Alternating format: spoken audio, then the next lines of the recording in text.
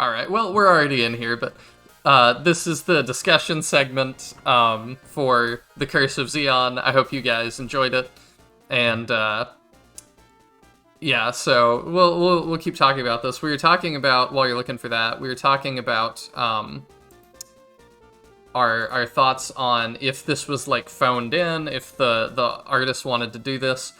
My question is, did he get a like working like rough draft of what Shining Force 2 was going to be? I'm not sure. Because this came out before Shining Force 2. So I think it came out after. Did it? I'm pretty sure it came out after. Okay, I thought it did too. let's compare. Let's compare. So this came out... I think it's 94 or 95, Shining Force 2. And this was 96. Yes. So Fighters 2 Shining Force 2 came out... 93. Okay, so 2... Alright, so I have no idea. Well, I'm sure they probably worked with the game writers to make sure it was really, like, cohesive. Well, and here's the thing, too, is, like, if you look at Max 2.0 design, it is, like, identical to Max's original design. You mean, like, the box art version? Yeah, essentially. Yeah, a westernized take on that original character. Right. But it's, like, visually very similar to Max from Shining Force 1, but nothing like Bowie from Shining Force 2. Yeah, I didn't realize this came out after. I'm dumb, so I'm like, what?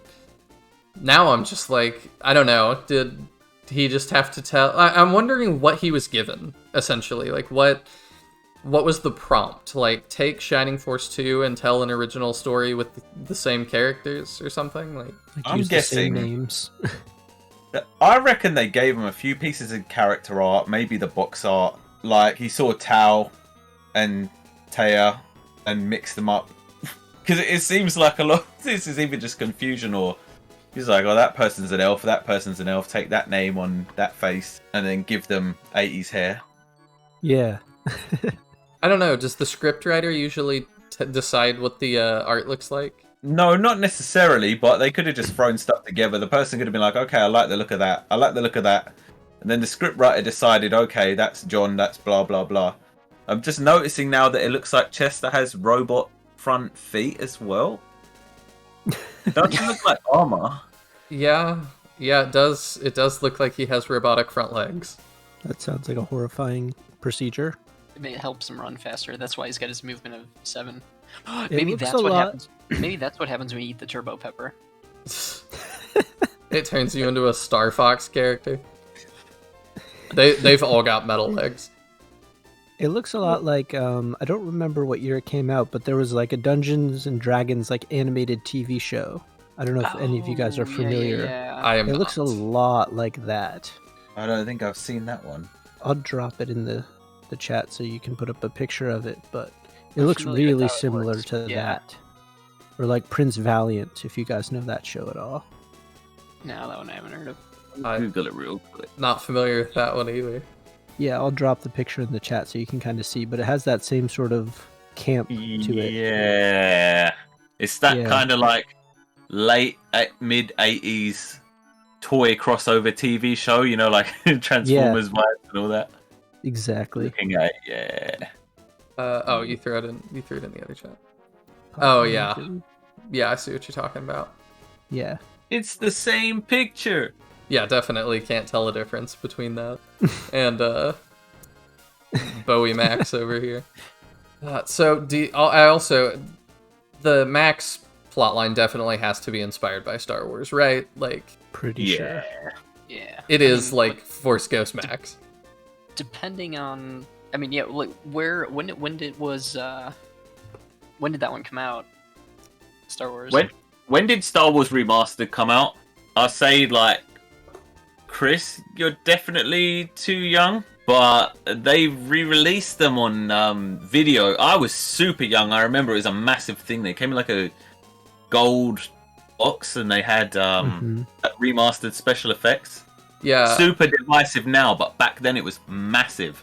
So it's possible that it was really fresh in the conscience, and Star Wars and comic book culture kind of overlaps hugely. Are you talking Even more about so back then. about that one? Yeah, but about the whole Obi-Wan stuff. Yeah, that's the one. Yeah, it made everybody really, really mad. Yes, yes, it did. But I'm pretty sure that would have come out like early mid 90s, probably not too far away from the comic. I see. So you think that it was just inspired? Yeah, I mean, stuff is very closely related culture-wise. As I said, probably even more so back then. There wasn't the absolute wealth of science fiction and everything else, and different kinds of comics back then. Didn't have Netflix, you know what I mean? It was if a big studio wasn't bankrolling it, it pretty much didn't happen. Yeah. So what you're saying is a big studio bankrolled Shining Force: The Curse of Zeon. Oh, naturally. And without them, we would all be lost. Naturally. Mm-hmm. I've just realized too, I'm looking at the first page again.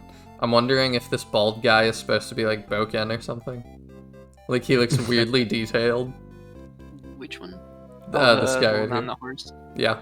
I'm also just now realizing too, Bowie and Taya are like having their sparring session just in the middle of this crowded walkway. Like, Yeah. Fight. And Bowie has a real sword. He does. It turns to wood. Yes. Part of the alchemy. It's interesting to me that, and I don't remember fully from lore how it is all connected, but is it in lore, like, is Bowie really Max's grandson? That's not real, is it? I don't think it comes, no. It doesn't come up. I don't think so, because Bowie's dad, just- I think, is Ian. That's is the just guess. fan speculation. Kind of. Yeah. Like it's not There's wild no- guessing or wishful thinking, but there's nothing black and white, basically, right? Right. Yeah, so it's interesting that they chose to focus on that for this. But I guess, Yeah. they were probably told, get Bowie and Max in there, and then get a robot in there, and then you have to have a girl. So Yeah. Yeah. That's how I imagine the meeting went, and they were like, right, we're going off to the pub now. See you later. You work on that, Martin. We'll do the script afterwards. get like a heartthrob centaur, and you're good to go. And they chose Chester over somebody like Higgins or I don't know, what's the most handsome centaur? Like Probably the guy from the Eric. from Creed's mansion. Yeah. Yeah, Eric. Him or Arthur, basically. Yeah. yeah, but we have to have that every other Force member is dead for some reason. I know. I would love to know, like, if I Like, what do, killed if Xylo? I am able to ask Nigel about this at some point, I would love to ask, like, was it just a random, like, we don't want any of the other Force members to show up, so we're just gonna say they're all dead? Or did he have, like, some sort of idea in his head that's like, yeah, they all died in, like, a boating accident or something? Well, it's possible too that they might not know that different races have different lifespans. I mean, I learned that sort of, like, yesterday. When somebody posted the list. Or was It that could in also that be- book? Yes. Yeah. It was in some also- sort of book. Maybe like if the series had continued, there would be like Shining Force Endgame, where like Bowie, Max, and the team like have to like go back in time to like save May or something, I mean, I would love that. like a Nexus event. Why May and not June or July? I'm still hoping that somebody, some mod maker out there, puts all of the characters in a single game, but I'm hoping that maybe Chaos Wizard's engine allows for it. I mean, technically I can, yeah. So I mean, with my engine though, I do plan on having like building out asset packs for 1-2 CD. So theoretically, you would already have access to all those characters. Just a matter of throwing something together at that point. Oh yeah, which if no one else does, I will do. But That's really cool, man. for, thoroughly enjoyed the real quick, playthrough. for people that are tuning into just this, Chaos Wizard is making an engine that you can build Shining games off of. So it'll have like all the assets when he's done for all the different games. Yeah, big so- undertaking, but a lot of fun. Yes. So what were you saying, Neutral? Neutral, you were saying something, I think.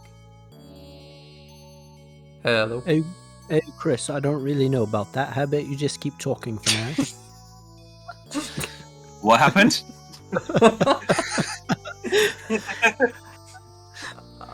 Nothing. No. I'll have to wait for the broadcast. You were saying something and I cut you off. What were you saying before? Oh no! I don't think you did. Oh, okay. Never mind then. What else? What else can we talk about with the Curse of Zeon? I mean, consistency was definitely the goal with this. Lore-wise, art-wise, everything is just. Especially art-wise. Yep, for sure.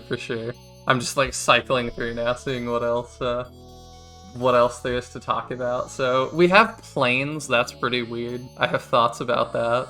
Like the integration of like modern technology into this feels super jank. Like it feels super awkward that they're in like almost like a weird like sand town, and then like a fighter plane just lands, and it's just totally natural. I mean, they do say it's a demon from the abyss here to destroy us. Like, they don't know, but yeah, it is weird that I don't know, the integration, like you said, definitely feels not as good. Like the text on the door, like a room full of like machine gun type stuff. As daft as it sounds, it's not far-fetched, I guess, in the wider lore. I mean, the writing is questionable, but it's not that far-fetched in some ways, like the base premise. Oh, and it's flames. Look, it's flames on zinc there. Yeah, I was just looking at that. Part of it, And anyway. again, on the left image, there is no flames. On the right, there is. Maybe he's like worked up. I mean, he looks like he's perpetually worked up. I like that they Can't looked at help the it, that was the original way he was character. built. They looked at the original character and they were like, I guess this'll do. This guy hasn't eaten in weeks. Yeah, it could be, or it could be that, kind of like what you guys were saying, like the artists did the mock-up, and then it was like, alright, who is this? That'll be Zinc, I guess.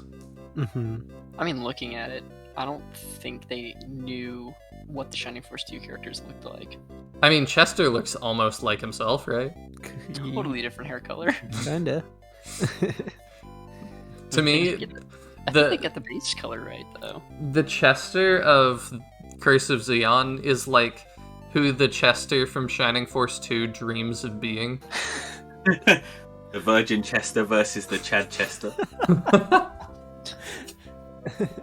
Yeah, pretty much. Needs a lance. So Uses this whole his hands. story, you're saying this whole story was just like a crazy dream. It's a Chester's dream. I mean, This could be that weird dream that Astral had. at the beginning of Shining Force 2, yeah. You guys wouldn't believe it. This was his vision. Bowie was there, and Chester was there, and Sarah's like, was I there? And he's like, no. They just like forgot about Cadaver. Like what? They didn't reveal like who he is or where. He's just like. Oh, you think that was supposed to be a reveal? That, like, we were gonna take this helmet off and it was gonna be like, it's me. Kane or something. Yeah, Kane. I'm your brother. Oh, that's right. They just like walked away and we didn't see him. I forgot about that guy. It's Bulbasac. It almost kind of looks like the man-at-arms in the first game that doesn't really talk much with the king. Oh, yeah. But Like, I've just noticed. Sorry. Take off his helmet and you kind of have that guy. Yeah. Oh, the minister. Yeah, I knew it. turned to a He's- life of evil after his king dies. He's wearing Bowie's clothes, basically, as well. Yeah. Another hint that it's Bowie's evil counterpart, Koei. I don't know. That was really good. Thanks. Thanks. Do you think I could get it published in a Sonic comic? The bar seems low. I also love that the golem behind him just looks depressed. And we never see that golem again. He has no purpose on the story at all. I mean, It's another one that I'm like, what was the prompt for that? Like, you need at least one Shining Force 2 enemy, so it's like, alright, here's a golem real quick. Alright, moving on. Mm-hmm. I've got all these machine guns. I'm going to engage you in a sword fight. Yeah. I'm just going through slower now, like looking at different things. Like, what am I gonna find if I just keep looking? You have machine guns, but going with your sword and your rock monster. That'll really get him. I mean, to be fair, Rack Monster would be pretty effective.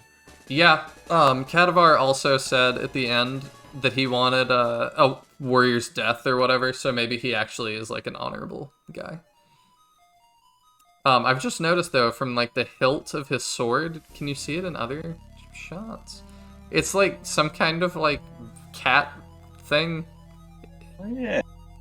Hang on, go to the next frame. Oh, maybe it was the one before, sorry. That one? Yeah. Oh, never mind. I just saw Bowie's knife, and I thought that Cadaver's sword had just turned upside down for some reason. Oh. Yeah, that knife he never uses. Yeah, and I love the Zeonite pin or whatever. Like, I definitely need to get one of those made. Even though it looks nothing like Zeon. I mean, like you said, we've never seen his body. That's still open to interpretation. Right, think- but we've seen his head. That is not a relevant fact. He's a large T shape. Who would have It guessed? looks more like Dark Dragon or like Dark Soul. It looks like Diablo, like the first Diablo logo, which had just come out, I'm pretty sure, when this comic did. Yeah, Maybe it so. Also, what is happening to the golem in this shot? It's trying to walk off with Zinc. Where are his legs? I think he's like diving. Why? Why did he get like? Let's continuity this for a second. We try to kick him in the head. It fails. His head shape changes too. Yes, it Yeah.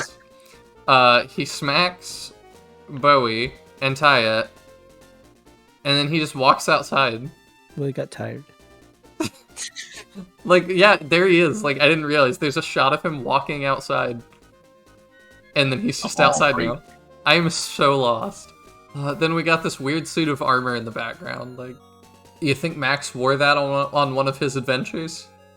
It's definitely just Star Wars. How is that Star Wars? What? Like this whole story is just Star Wars. You have like the mysterious character that represents the big evil guy, and he kills his like old master, and then there's a young hero with some affiliated girl, and then the handsome rogue centaur and like the robot. I hate that you're right. And the Millennium Falcon right there. Yeah, I hate like that. a sexier Millennium Falcon, but like they ripped like this is just Star Wars with like a some sort of Shining Force filter. I hate that you're right. It was more inspired than I even realized. Okay, why the Commander Cobra, guys? Like, we just didn't know what to do. It was like cult member, and so we just did Commander Cobra. Yeah, I like that he doesn't really affect the plot at all, but they make it seem like he might. He helps. Oh yeah, no, I guess we never used this gun. I don't know. You don't use most of the guns. Or the There's tank. one pistol, and they have these like massive artillery weapons. Yeah, and then I love too the lore of like it's a 6-hour flight to the village of Hassan. It's like, how did we? Okay. And we're there. Yeah, and then we just land. Very, very, very odd. And then Chester turns from being a bad guy very, very quickly. You made a heel face turn. Yeah. He did. Yeah, there's the robot legs again, or it looks like his hands and arms, so maybe it's armor. Maybe he's Colossus. Could be. I mean, it wouldn't be the He looks weirdest. more like Zinc than Zinc. That's true. This is still one of my favorite images from this whole thing, like this Chester face right here. Like, And Bowie looks like Mr. Bean. oh my god. I don't know if we have. I'll keep going through, and we'll see if we have any other like discussion points. But I think we're coming to the end of it. Well, you know, Grandpa Max has some like really long fingernails. Yeah. Like he reminds me a lot of the I don't know if you played Comic Zone, Yes. Yeah. The wizard boss. I don't totally remember the wizard boss, I'm gonna be honest. I only got to level 2 in Comic Zone without cheats, and then the Steam Workshop has an infinite health thing, so I finally saw the end of that game. Well, he shows up in chapter 2. He's the second boss. I just don't remember him, apparently. Daniel, you would remember, that was your favorite Sega franchise outside of Shining Force. Oh no, I was totally joking about that. I edited that video yesterday, so it's just fresh in my mind. I'm over here like giving Daniel crap that I'm like, oh, your favorite is that franchise that has one game in it. Honestly, though, for a game, like, that's a very, very creative concept. Oh Very yeah, I love it. stylistic. Oh yeah. I just realized too, I love that we can summon a projection of Zeon, who then can summon his own projection of other things. It's like a nice video conferencing ability. His evil spirit, basically. I was thinking that. Let's see. We'll just finish looking through. Oh, okay. That is water on the floor. I thought that like they potentially did like blood for Bowie. It just wasn't colored because he gets shot and then falls, and then he's just like in a puddle.